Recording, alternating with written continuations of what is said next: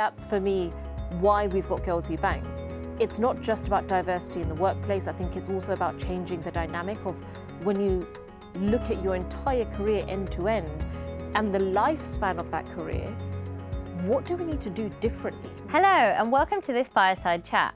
I'm Sonia Rach, Deputy News Editor at FT Advisor, and I'm here with Anita Barber, Senior Executive in Banking and founder of non-profit organisation Girls Who Bank. So I think before we kind of start and begin, a good place to start is that you're here in this Girls Who Bank capacity. That is kind of your baby. So can you tell me a little bit about how it started, what kind of entailed you to kind of join this journey? So I guess it starts from quite young.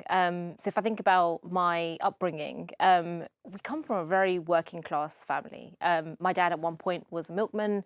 My mum is a cook. My mum came from India. My dad was born in Kenya and came to this country when he was quite little. So working class is all we know, is where I'd probably begin. I was the first in my family to go to university, which is big for us because it's never been done before, but also it was the sacrifices that my family had made to help me sort of go there and do this amazing thing and be educated.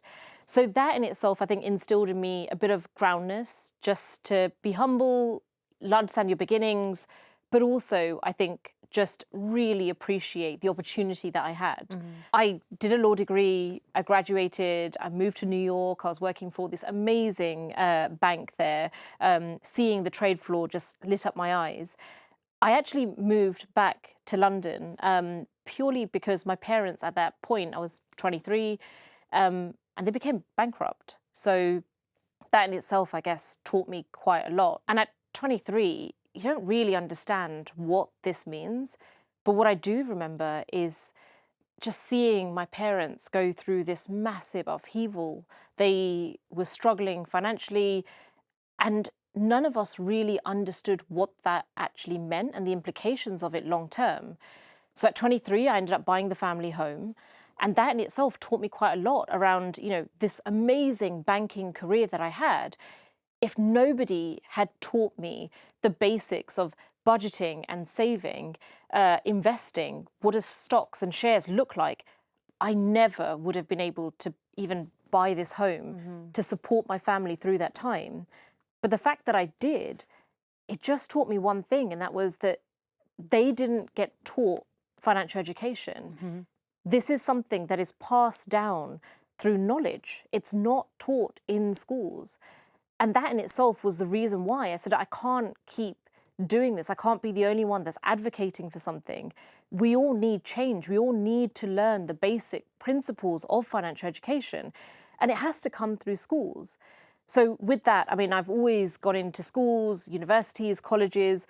I've always championed the fact that financial education is something that is a must. So through that, we created Girls Who Bank. My ethos has always been that we want two pillars.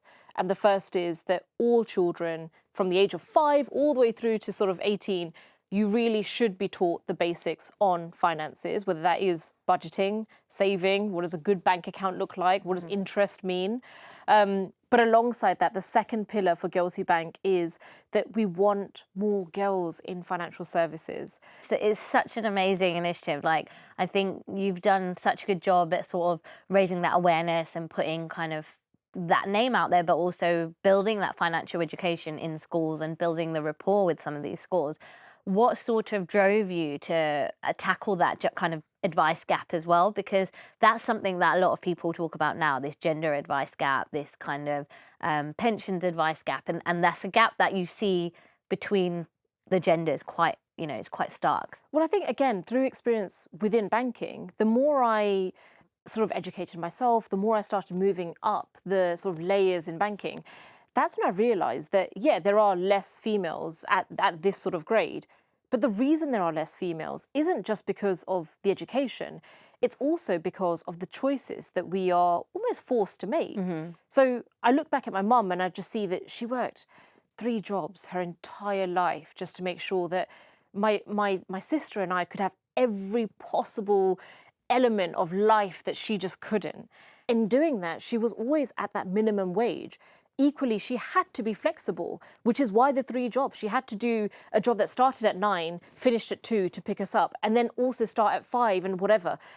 When she did all of that, she was choosing flexibility at a time that we just never had flexibility. Yeah. But that does mean that we now have a generation where a lot of women have done what they needed to do, whether it's reduced hours, whether it's working 3 days a week, whether it's being as flexible as they needed to do.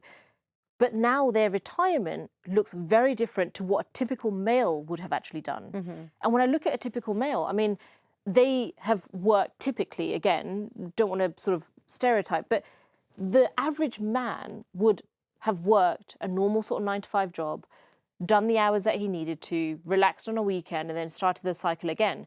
But that continued a good pension for them versus a female who didn't and chose the less hours to be as flexible as needed or did the part-time job.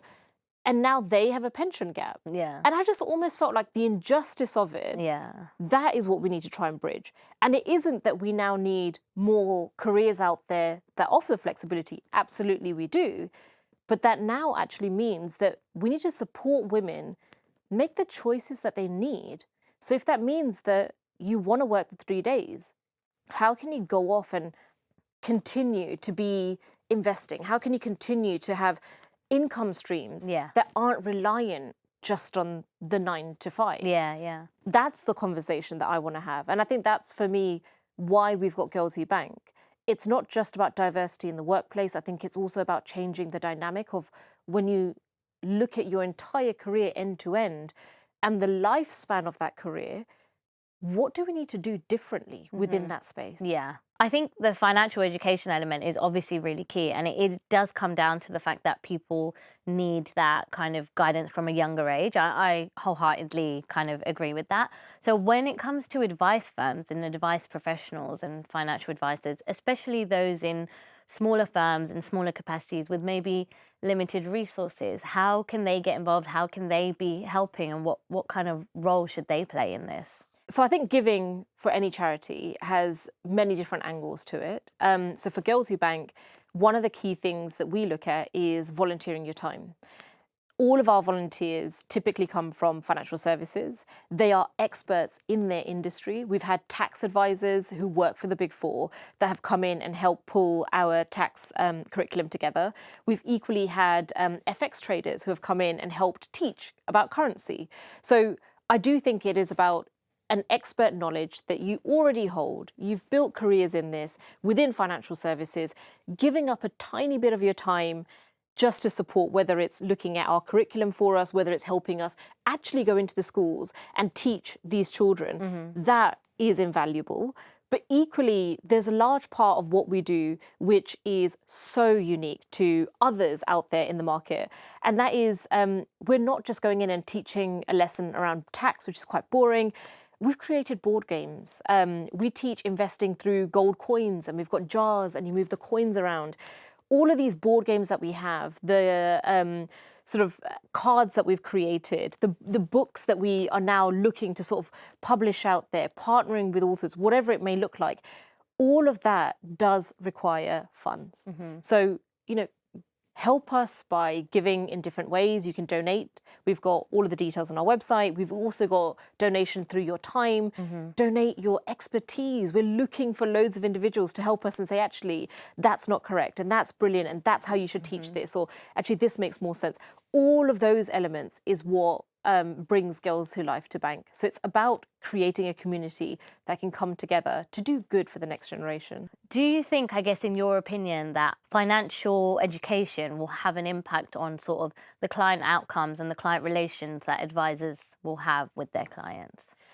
Yeah, absolutely. We're going into this culture, though, where I almost look at the next generation and I think everybody wants to be a billionaire. Everybody wants to be self-made. Everybody, you know, almost feels like I can do this. I'm just going to have my own funds. I'm going to have my own stocks and shares, and I'm going to build wealth, and I will have passive income, and I'm done. Yeah.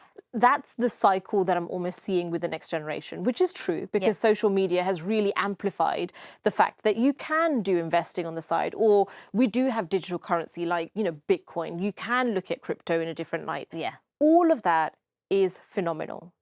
But I think the crux of the advice that you need still stands. Yeah. There are rules to how we should be investing, and there also are risks to any sort of investment that you look at. Yeah. So what I would hope is if we have the next generation that are taught our curriculum from a young age, they really become more financially stable in their knowledge of how you move money, how you grow money, Yeah. and how you invest your money. That in itself should hopefully have a massive knock-on impact on our economy. But to your point around careers, this is changing careers, definitely. I mean, we use buzzwords like AI. People think, there's so many jobs that are now going to be taken over through the use of technology. Yeah. But actually, if we look at that in the terms of money, now we do think that there is more financial advice out there for children. So actually, that will help shape the roles that are required for the future. So do you think that this kind of financial education push into schools from such a young age, like primary school, will have an impact on the bringing like the talent pipeline in? And is that something advisors should be looking at and considering? So maybe if not in a primary school, but in a secondary school capacity, seeing that may be where they could seek more talent and get more female advisors in, because we know there's a huge shortage of them too. Absolutely. And I think diversity is at the heart of everything that we do within Girls Who Bank. I mean, the name speaks for itself.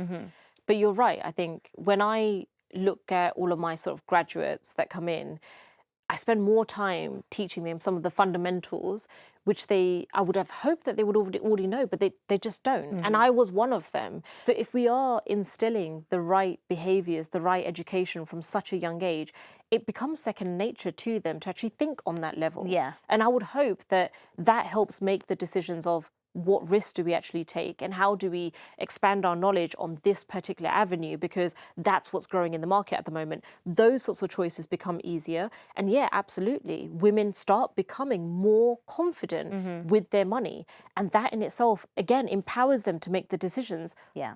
You can take more time out. You can have the flexibility that you want. You can actually choose to pause your career for 5 years, take that career break because you want to focus on nurturing your children. Do all of those things, feel more empowered to do it because you have the financial knowledge to help you bridge those gaps, which we all require knowledge on. But then equally, I think, we are lacking in advisors and we are lacking in diverse advisors. So the way I take risks because of my cultural background is completely different to the way somebody else will take a risk because of their upbringing and their cultural background. So more advisors that look and feel like we do, absolutely, that's going to change how we see things for the future. And it also feels the right decision for us to be making versus always feeling competitive in the way that we should be progressing with these decisions. So I think there will be a change. There definitely will be. I think that's a really kind of empowering thing as well, because it's that relatability. I think a lot of people will often say, I want to talk to someone who understands, like, they're a mother or they come from a different background or they weren't born here or whatever it may be. And if you're talking to someone that doesn't look like you or even as empathetic or as understanding as they may be, and they may be well versed on it, there is just this kind of human relation that comes from having relatability. And I think if you don't have that, then sometimes that can be more of I don't think that I want to take advice or I want to speak to that person because they won't understand. So just finally, I think the one thing I would ask is that, for any advisors that are watching right now, I know you kind of touched on it already, but what would be the one thing that you would say they could do to sort of get involved or to contribute right now in the most simplest way? Whenever I look at education and I look at children, I look at the work that we're teaching them, we want it to be relatable. We want it to be current. And the best people that know what's actually happening in financial services are those that sit in financial services and they're doing this day to day. So giving up a small amount of their time, literally 4 hours, 2 hours, 1 hour, whatever it looks like, a small amount of their time is making a huge impact on these children. I mean, I can count the number of children that have come up and said, I absolutely love this, but also the number of children that said, I opened my bank account, my first ever bank account. It's that feeling that we want in all of these children, and I think that's what these advisors can bring. They are experts in this field. They have the knowledge. Share the knowledge, especially with that generation. Thank you. That is such great takeaways, and I'm really hoping that we see more advisors and more of the industry kind of getting involved with such a great initiative. So thank you for joining me today. Oh, thank you. And of course, thank you to those watching. For all the latest news on investment, mortgages, protection and pensions, visit ftadvisor.com. See you soon.